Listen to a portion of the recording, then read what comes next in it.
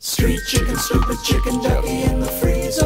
Maybe you can be my chicken, I can be your geyser. Street chicken, stupid chicken, ducky in the freezer. Maybe you can be my chicken, I can be your geyser.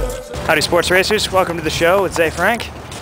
I'm in Winnipeg, Manitoba. All of a sudden I see them hiding everywhere. Hi there and happy Monday, street chickens, stupid chickens, ducky in a freezer. The LA Times reports that the wife of a hunter who had shot a duck 2 days prior opened up her refrigerator door to find that duck very much alive. The duck was rushed to an animal hospital where veterinarians say that it has a 75% chance of survival. However, most likely it'll never be well enough to be released back into the wild. When asked, the duck said that it would spend its remaining years collaborating with designer Nicolas Guadron on a series of electric bath toys. So they shot it, put it in the fridge, and when they found out it was alive, they brought it to the hospital. It's a sporting chance. So this weekend, as I often do, I asked the forum for thematic suggestions for the upcoming week, and the answer resoundingly came back, beans. Beans. Ah, so it's come to this, has it? Tim's Head writes, is there a good bean metaphor that could be used for presidential contenders?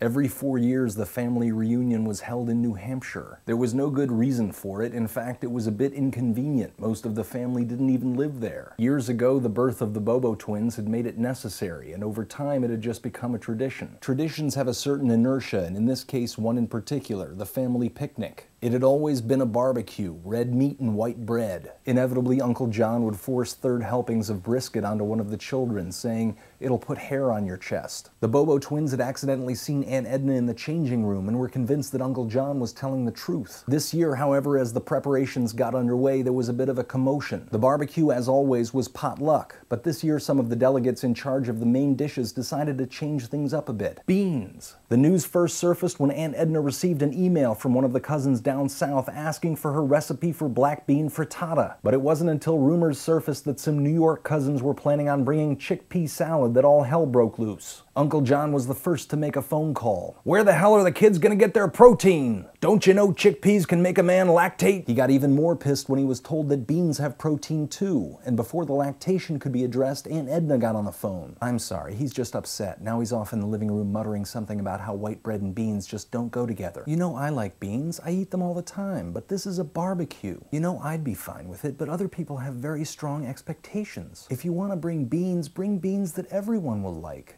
Baked beans. Beans that are mushy and sweet, not those beans with a tough outer shell. Everyone likes those kinds of beans, not as a main course, but on the side. But the cousins weren't swayed, saying there's a first time for everything, and after last reunion's food poisoning incident from the Texas dry rub, now is as good of a time as any. They even convinced the cousins from New Mexico to bring some habichuelas. Uncle John made phone calls of his own, talking about the possibilities of indigestion and gas. He became vicious, saying you can't wash the slime off some beans no matter how hard you try. Aunt Edna even flew down to New York to visit the cousins. Sitting in the living room, she said, "You know this could ruin the reunion. The family just isn't ready for beans. Try to be pragmatic." Sally, the youngest niece, raised her hand as if she were in class. "What's pragmatic?" she asked. Her mother responded, "Pragmatic? It's the opposite of hope."